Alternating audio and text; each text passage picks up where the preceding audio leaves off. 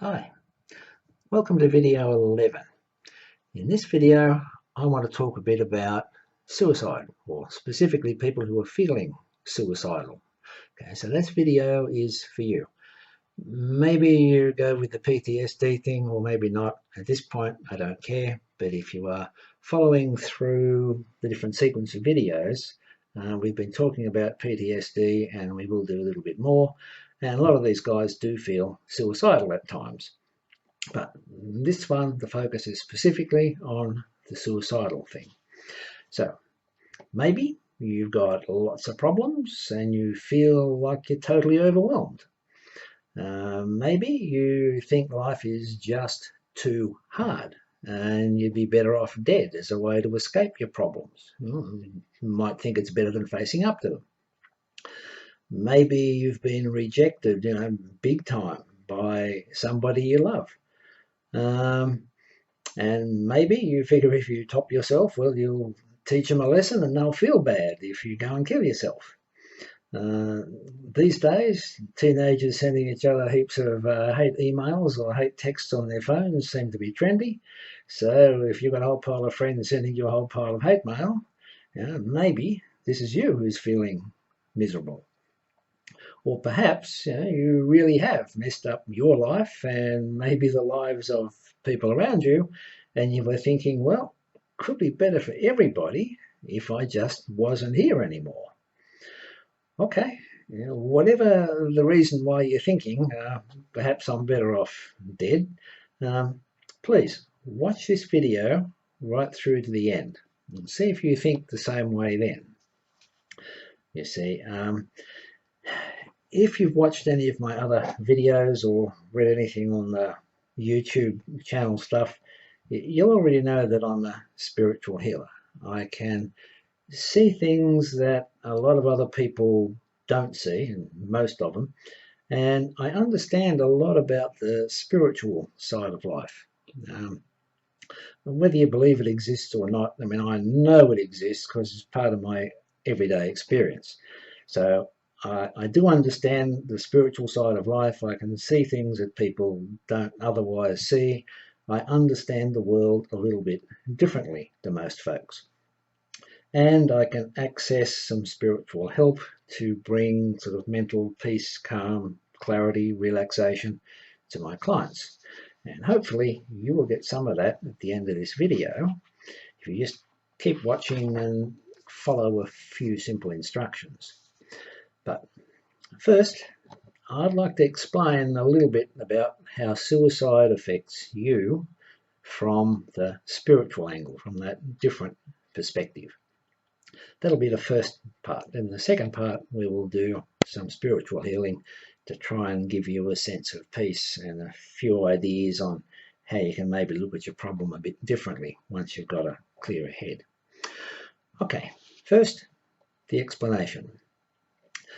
No matter how bad you think your physical situation looks, it is not as bad as you think it is. And it's not as real as you think, it's not as permanent as you think, and therefore it is really not as bad as you think. The real you is a spiritual being. You just happen to be living in this physical body for this lifetime. So when you look at it from that angle, the spiritual part is the long-lasting, permanent, important part. The physical part is the temporary, not so important part. So you existed in this spirit sense, your consciousness, before you were born into a physical body. You have the experience and you will continue to exist after the physical body dies, with or without your assistance. Okay, you might be able to destroy your physical body, but you cannot destroy your soul. You just cannot cease to exist. So killing your body might seem like a solution to your problems, but it's not a solution because in the end it simply doesn't work. Kills your body, does not kill your soul or your consciousness. You still have the same problems. Who you are without the physical body will be remarkably similar to who you are with a physical body. Okay, let me tell you a little bit about what happens when your physical body dies. Now, I know it's slightly different depending on the circumstances, but in this case, I want to talk about it from a suicide type angle. Now, I've had clients, enough of them, who've had some kind of a near-death experience, or NDE, if you like reading the books. Roughly, that means they were physically dead for a short time, but they came back to life and they're able to tell what happened to them on the other side, okay, while they were physically dead. Okay, now, the clients I've seen, their deaths were caused by accidents, illness, medical procedures that go wrong, or attempted suicides. Of course, the stories are a bit different to match the details to the person and their case, but there are a lot of strong similarities that go with the stories. Now, I'm going to tell you one of these stories because this is about a guy who tried to commit suicide and pretty much he was sent back. But I will tell you his story. Now, it's well over 20 years since I saw this guy. I don't remember what he looks like. I don't remember his name, but I do remember his story. So I'll try and tell you the guts of that. Okay, he'd been born into a family that had lots and lots of problems. Depending at which stage and age, whatever of his life, he was variously neglected and abused. His parents were into drugs and alcohol and violence. He had a truly miserable childhood, and he grew up as a very angry person. Generally, anybody who's feeling seriously unloved is going to grow up feeling angry. I mean, this happens to a lot of people, but this happened to him really big time. Now, as a young man, he decided life was just too tough and he was going to end it all. He worked out a plan. He got seriously drunk and he jumped into his car and sped out of town to a particular spot where he'd chosen. There was a huge tree and a very sharp bend in the road. So he takes aim on the tree and he guns his car as fast as it can go, whoom, straight for the tree. Now, not surprisingly, he's airborne off the road, he's smack into the tree, his car's wrapped around the tree, and his body is all smashed up inside it. Now, you might think that was the end of his plan and the plan had worked. But at this point, something strange that he hadn't figured on happened. Instead of everything just going black and losing consciousness and that was the end of everything, it didn't happen like that. He sort of found himself very much alive and conscious and sort of floating up there, looking down on the smashed up car and his smashed up body. He could see everything, he could still hear everything. So he's sitting there thinking, interesting. And after a little while of floating around wondering what had happened, he feels himself getting sort of sucked away, a bit like one of those sort of time warp or star warp things you see in Star Trek movies.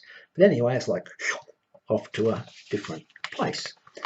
The place where he ended up was not something that he remembered. It was certainly nothing like his life on Earth. It was all light and bright and it was all very peaceful and happy. And he's like, hey, whoa, this is cool. I like this place. But before he can get very far, he's sort of met by what he described as a light being. It was sort of like a person, but it wasn't a person. He didn't actually have a physical body that he recognised, but he certainly recognised him as some kind of identity, consciousness, a being, we'll call him. Okay, he didn't speak like people normally speak, and he wasn't hearing it like you would normally hear, but he could still converse with this guy. There was still like an exchange of ideas and a conversation. So of course he asked this light being where he was and could he stay there. He liked it. It was peaceful. It was good. The light being tells him, look, you can make a choice. You can stay if you like, but there'll be conditions on that. Or you can go back to your physical body and continue your life. So, of course, the dead guy says, I'd like to stay. This is really good here. But then the being tells him the conditions. He says, look, if you stay here, it's okay for the time being. It is all peaceful and nice, but there will come a time where you have to go back and do something very similar to your current life, but you do it all over again from the beginning. When the meaning of this sort of sunk into the poor guy, he says, I'll leave out the swear words, but basically it's, no, I don't want to do that. That's too tough. I'll go back and pick up where I left off. So back in the reverse direction. And next thing you know, he's sort of hovering around the accident scene while the rescue team is pulling his car out of the tree and trying to pull his body out of the car. Now, it takes him a long time to sort of physically recover, and many years later, which is when he found me, he'd been leading a very, very different life because of this experience. He was trying real hard to lead a good life, and he would tell his story to anybody who would listen, but much to his surprise and frustration, nobody wanted to listen to him. It was almost like it was too confronting, too hard, too unreal. It's like, yeah, that's nice, mate, but so nobody wanted to listen. But I did. I listened. I understood. Now, I'd heard similar sorts of stories before, so this is not new to me. I got a much better handle on this idea of spirits sort of coming and going. So, I know how that part works. So, yeah, I listened. He finally had a friend who would listen and understand him, and that was good.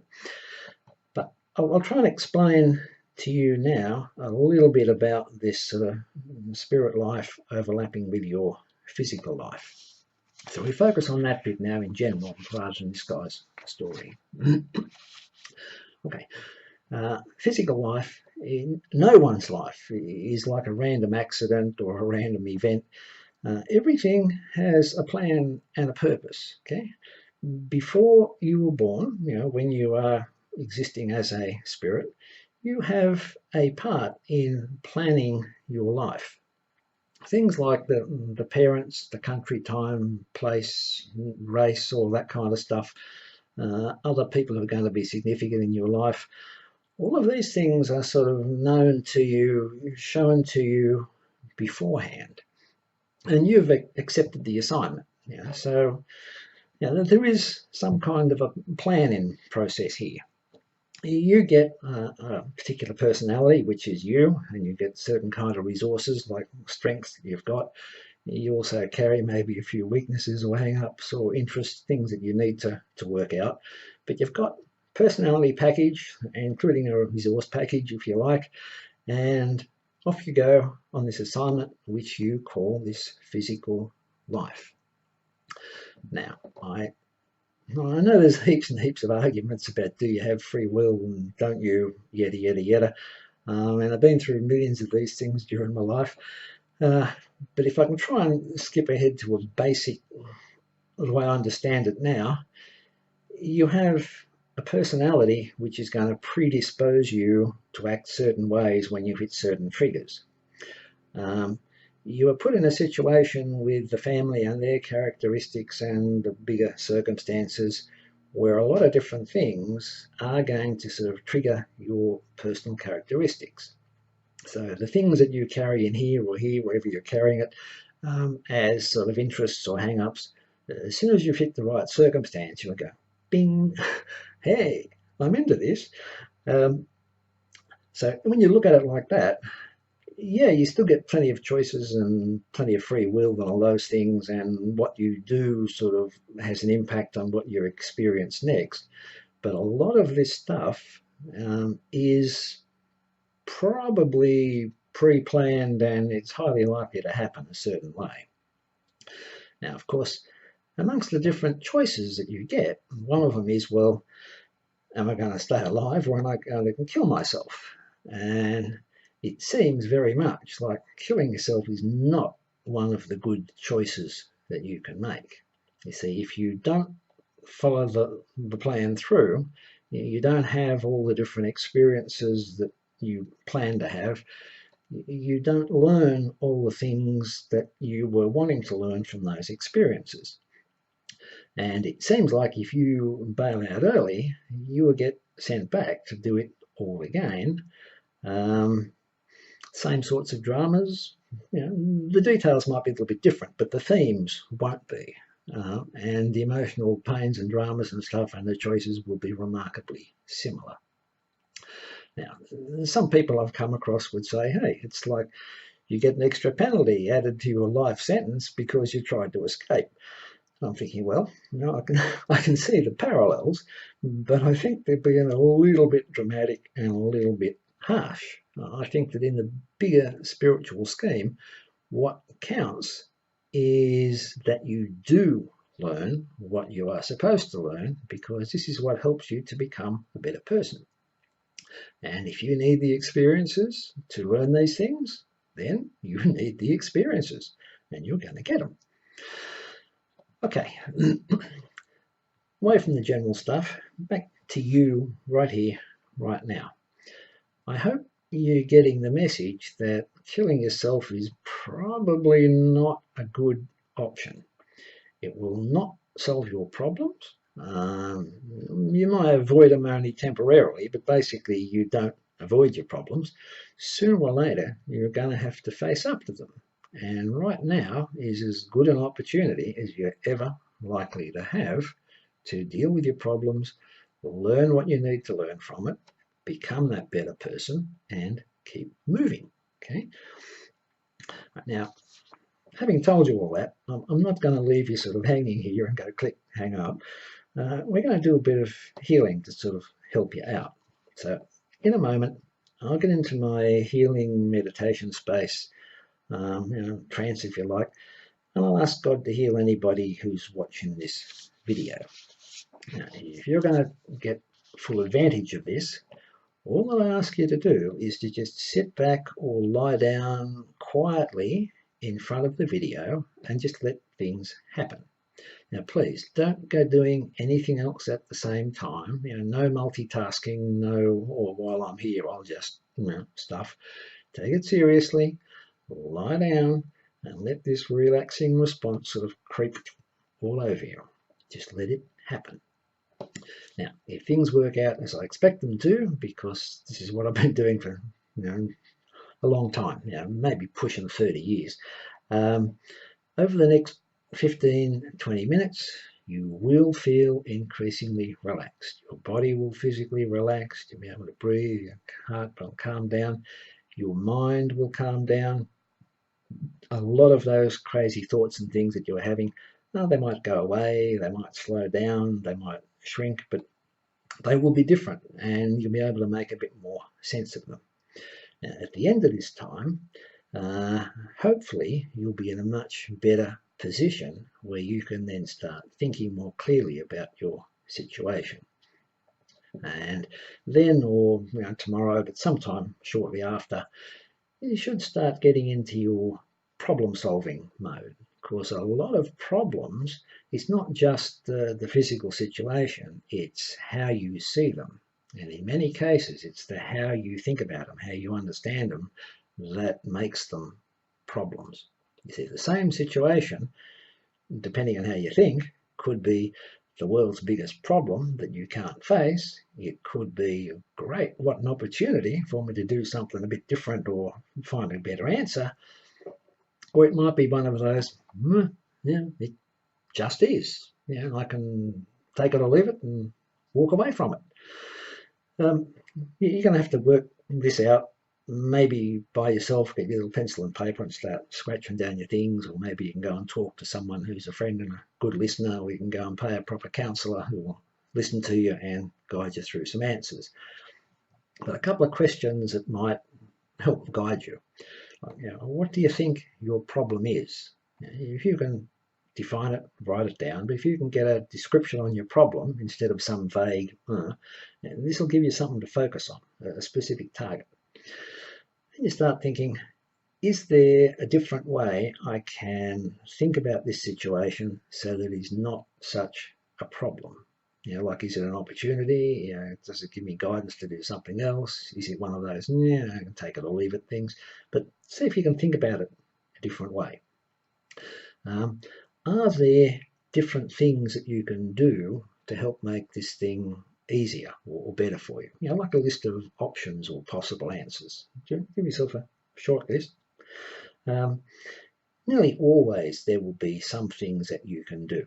Nearly always. Choose the option that looks best for you and you give it a go. Now, I also mentioned that if you'd come and see me in person, we'd have talked about all this kind of stuff and your situation and things before we did the healing.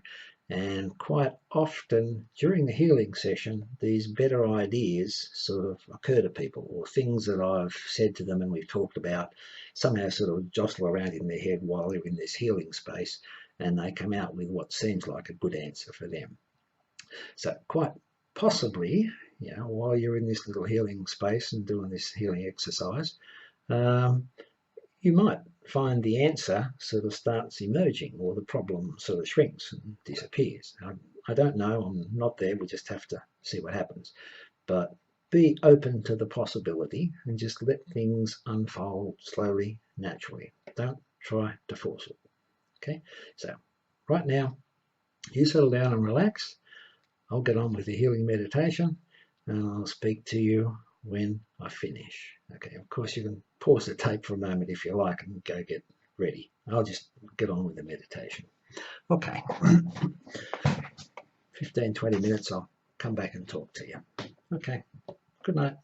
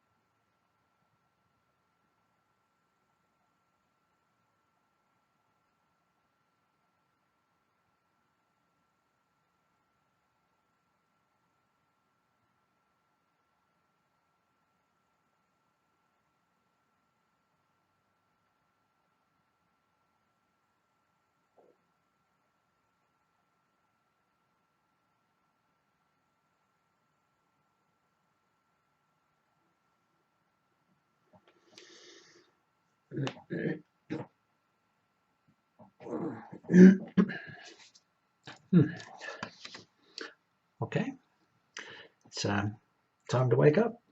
Just very gently sort of rouse yourself like you would if you're waking up in the morning after a good sleep. Hopefully you're feeling a bit better. Hopefully your head is a bit clearer. Maybe some of your thoughts or problems sort of shrank or faded, so they're not so important now as they seemed half an hour ago. Maybe you got a couple of good ideas. Okay, so sometime soon would be a good time to go through that little problem-solving exercise, either by yourself with your pencil and paper or with a friend, both. You can go back and repeat this video as often as you like, as many times as you like, and I've already got sort of like 10 other videos, and I will have some more up shortly. You'll be able to learn something from all of them. But right now, thanks and goodbye.